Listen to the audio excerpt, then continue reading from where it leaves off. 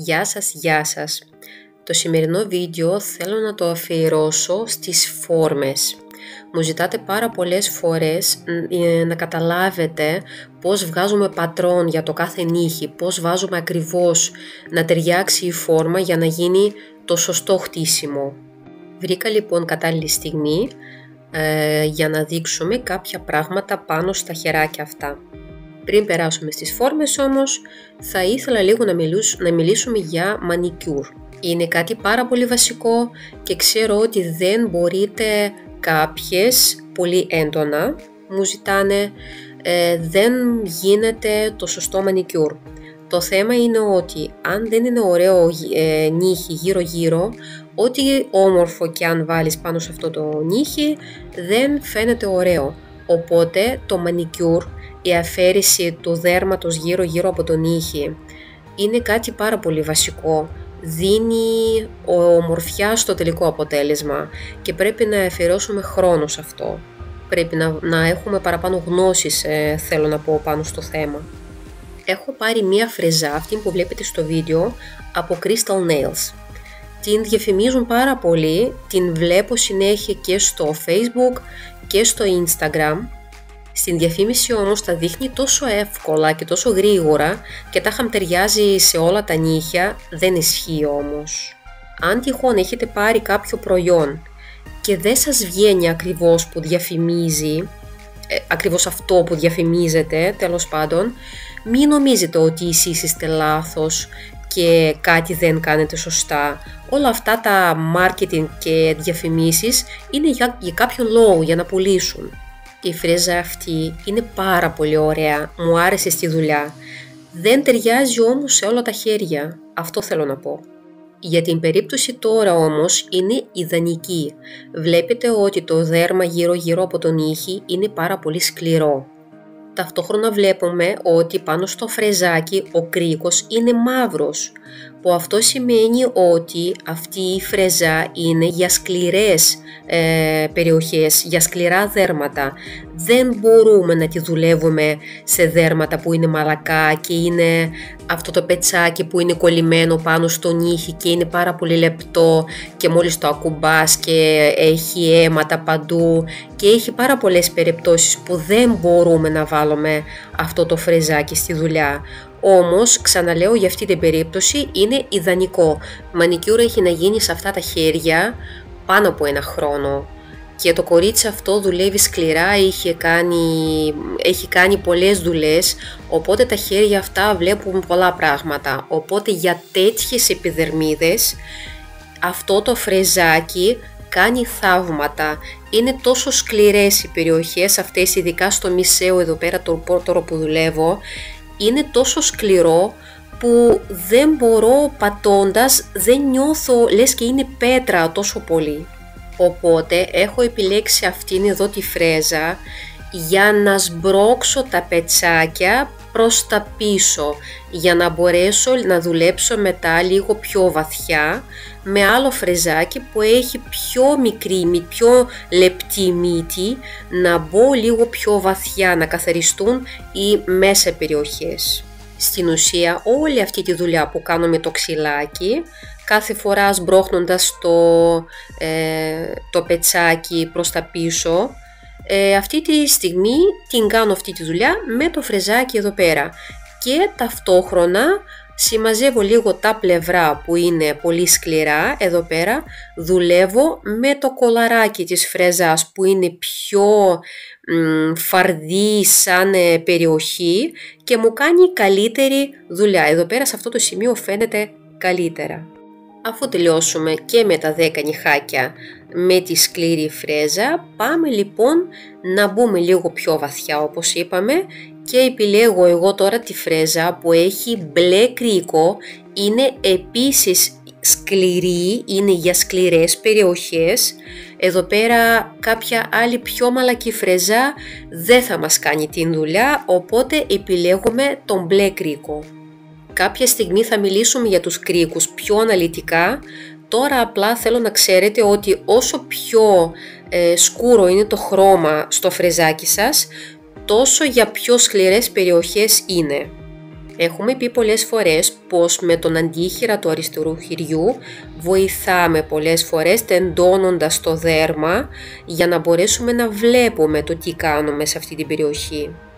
Δουλεύουμε πρώτα την αριστερή πλευρά και τα 10 νυχάκια και μετά θα περάσουμε στην δεξί πλευρά. Ξεκινάω συνήθως από το κέντρο πάνω εκεί που χωρίζει οριζόντια το νύχι στις δυο πλευρές. Αυτό όμως δεν είναι σίγουρο. Αν βλέπω ότι κάποια περιοχή είναι πιο σκληρή και θέλει να τη δουλέψω λίγο παραπάνω, εκεί αλλάζουν οι κινήσεις. Όλα τα πάντα δουλεύονται σύμφωνα με την περίπτωση. Βλέπετε πως με τη φρέζα δεν ακουμπάω σχεδόν το νύχι, αυτό απαγορεύεται. Αν τρίβουμε το νύχι τόσες φορές, από αυτό δεν θα μείνει τίποτα. Εμείς κρατάμε τη φρέζα με τη μητούλα να ακουμπάει λίγο το βάθος αυτό που θέλουμε να καθαριστεί και με την κυλίτσα της ακουμπάμε το δέρμα, όχι το νύχι, δηλαδή σμπρώχνουμε τη φρέζα προς το δέρμα, όχι προς το νύχι. Δεν ξέρω αν μιλάω κατανοητά. Και δουλεύουμε σιγά σιγά με μικρές κινήσεις την κάθε περιοχή. Δεν πάμε να δουλέψουμε όλο μαζί, δεν θα μας κάνει την καλή δουλειά με αυτόν τον τρόπο η φρέζα. Αν είναι κάποια περιοχή πάρα πολύ σκληρή, μπορούμε με τη φρέζα, με ταμποναριστές κινήσεις κάπως πατώντας αυτό το σημείο, χτυπώντας τέλος πάντων αυτό το σημείο, να βγάλουμε αυτή τη σκληρότητα. Τα βήματα που θα κάνετε δεν πρέπει να υπερβαίνουν τα 2-3 χιλιοστά, ας πούμε, όχι παραπάνω.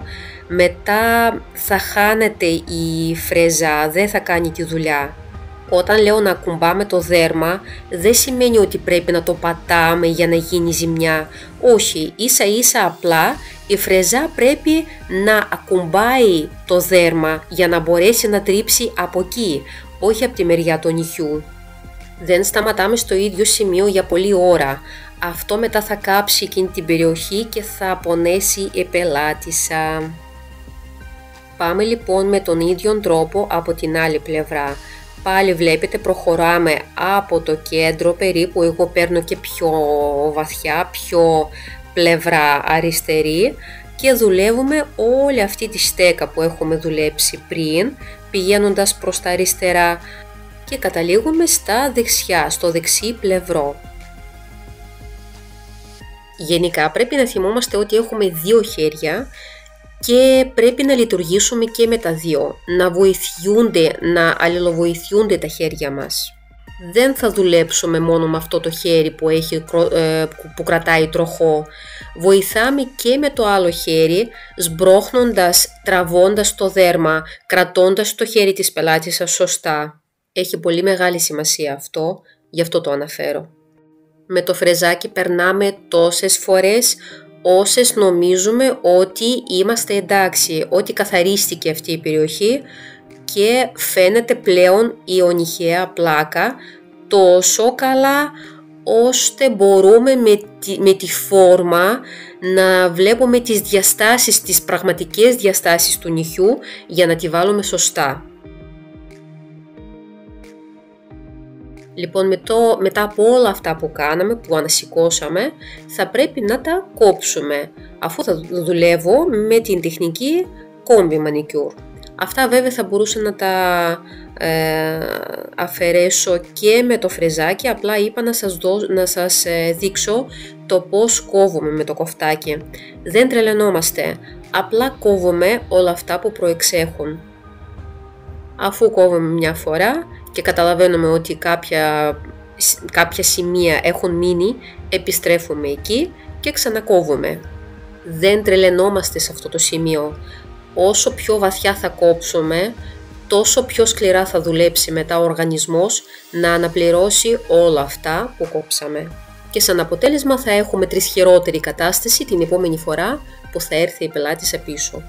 Δεν γίνεται όλη αυτή τη σκληρότητα να την πάρουμε με μία φορά που ήρθε. Πρέπει σταδιακά να δουλέψουμε σε αυτά τα χέρια Σίγουρα θα χρειαστούμε 3 με 4 φορές να έρθει αυτή η περιοχή, αυτό το χέρι στα καλά του, στα κανονικά του.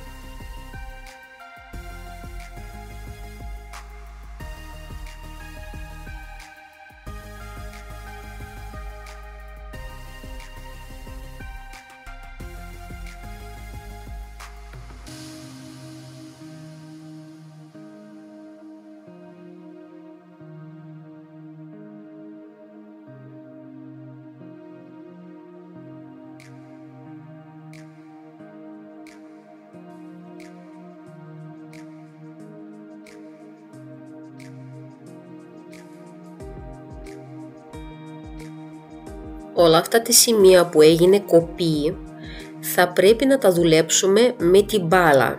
Την μπάλα την έχω μεγάλη σαν διάμετρος, είναι γύρω στα σίγουρα 4 χιλιοστά είναι, μπορεί και παραπάνω.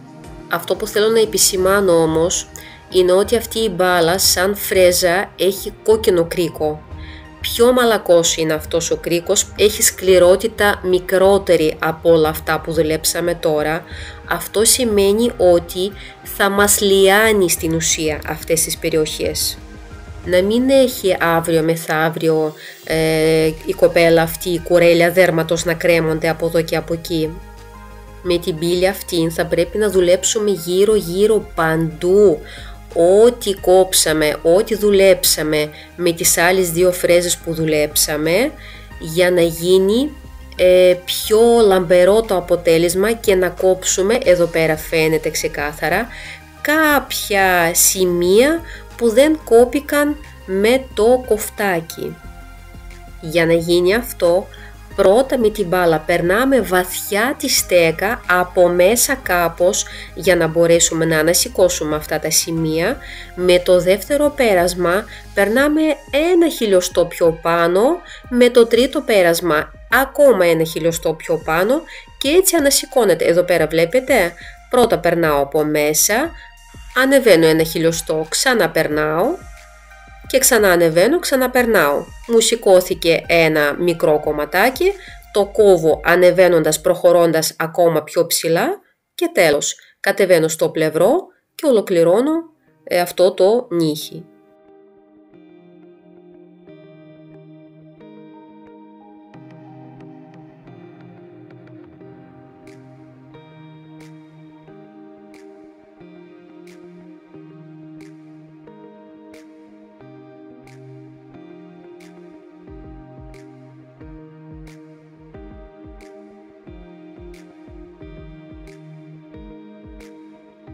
Αφού ολοκληρώσουμε όλη αυτή τη διαδικασία του μανικιούρ, βλέπουμε ότι οι γωνίες του νυχιού φαίνονται πλέον ξεκάθαρα, οπότε εμείς που θα δουλέψουμε με φόρμες θα ξέρουμε από πού έως πού θα πρέπει να την έχουμε βάλει τη φόρμα σωστά.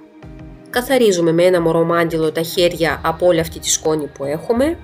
Περνάμε με primer ή Ultra Bond που περνάω εγώ τώρα για καλύτερη συγκόλληση και πρέπει να βάλουμε από πάνω, να περάσουμε μία στρώση λεπτή με διάφανη βάση ημιμόνιμου ή ένα ρευστό τζέλ διάφανο που έχετε, θα είναι και αυτό καλό, θα κάνει την ίδια δουλειά ακριβώς.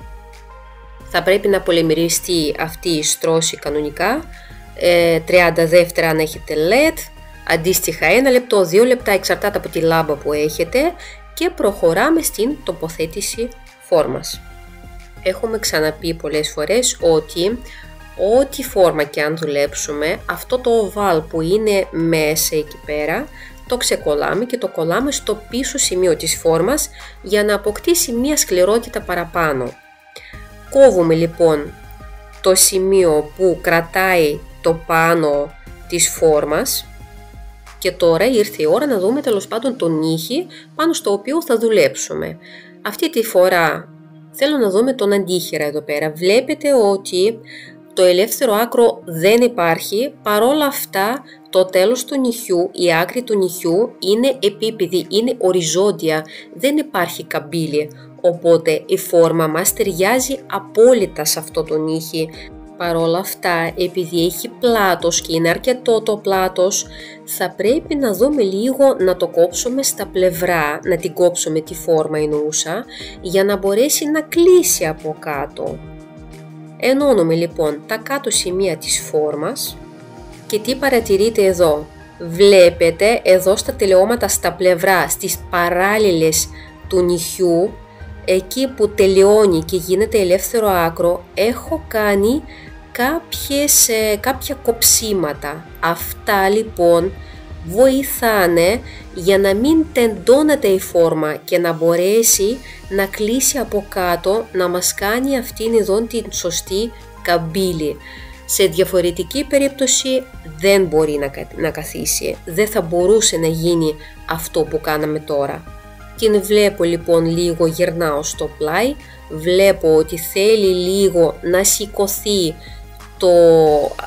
η άκρη της φόρμας για να μπορέσω να αποκτήσω ένα φάρδος εκεί στο σημείο του στρες στην apex περιοχή, οπότε σηκώνω τη φόρμα, ορίζομαι λοιπόν με την πελάτησα ως που θα γίνει το μάκρος του νυχιού, οπότε μέχρι εκεί βάζω μία μικρή ποσότητα ακριτζέλ που θα δουλέψω αυτή τη φορά με ακριτζέλ και ως εκεί θα πρέπει να χτίσω ελεύθερο άκρο.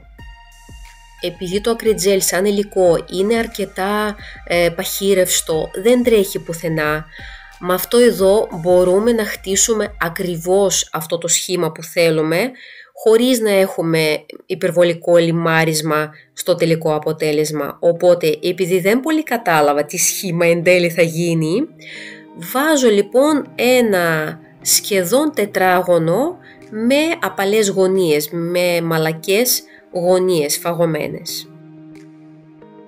Αυτή τη φορά δουλεύω με διάφανο ακριτζέλ, ελπίζω να φαίνονται όλα αυτά που κάνω. Πατάω λοιπόν το ακριτζέλ για να γίνει λεπτή η στρώση, πηγαίνω αυτή τη στρώση να καλύψει τις παράλληλες, τα πλευρά μου, να καλύψει ως εκείνο το ύψος που θα πρέπει που είχαμε πει με την πελάτησα, σβήνω λίγο τις γωνίες για να μην έχω λιμάρισμα είπαμε, πατάω τα πλευρά της φόρμας να αποκτήσει την καμπύλη και το στέλνουμε στο φουρνάκι. Πρέπει να το πολυμερίσουμε κανονικά 2 λεπτά στη UV ή 1 λεπτό, εγώ σίγουρα πολυμερίζω στη δικιά μου τη λάμπα που είναι της Έμι, που είναι και πολύ δυνατή. Βγάζουμε λοιπόν τη φόρμα και τι βλέπουμε.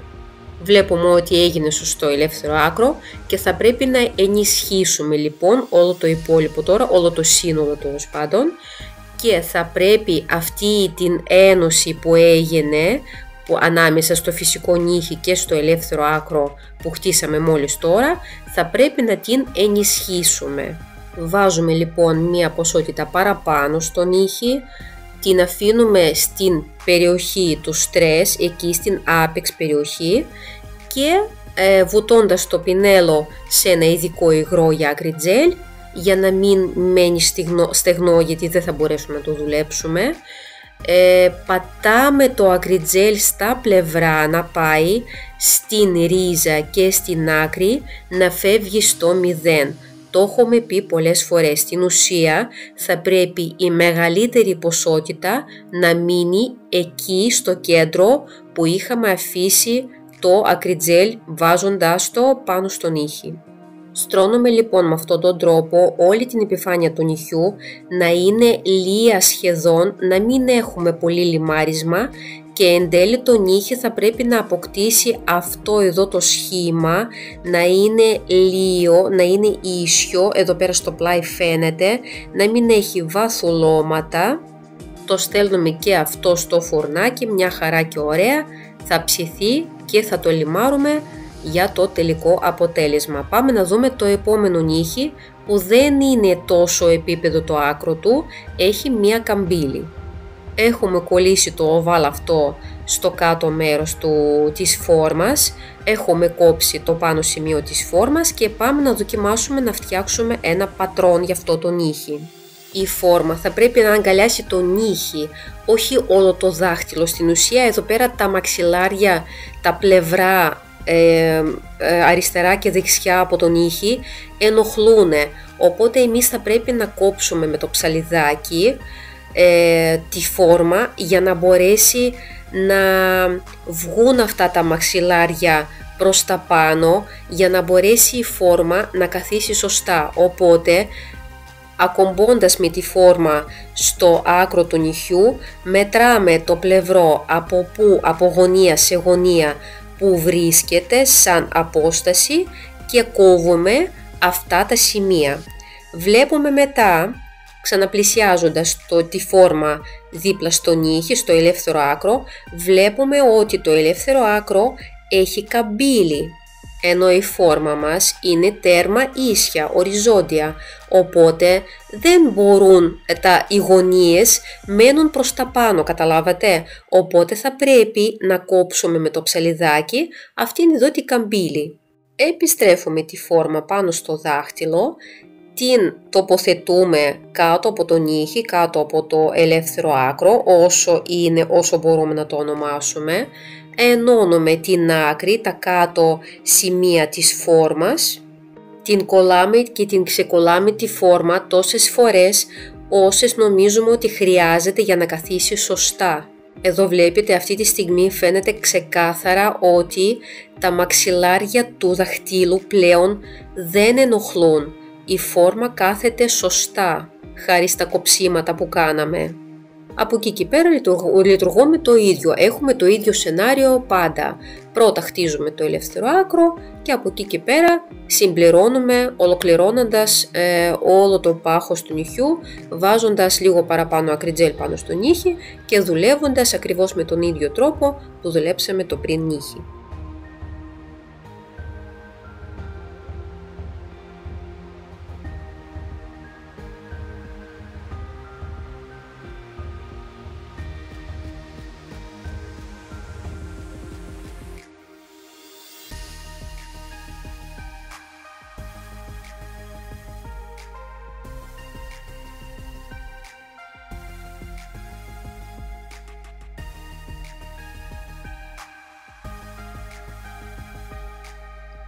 Αφού χτίσουμε σε όλα τα νυχάκια το ελεύθερο άκρο, ξεκολλάμε τις φόρμες. Πρώτα ξεκολλάμε τα αυτάκια της φόρμας και μετά πατώντας τα πλευρά της φόρμας την βγάζουμε προς τα κάτω, όχι προς κατεύθυνση του νυχιού, έτσι βγαίνει πιο εύκολα.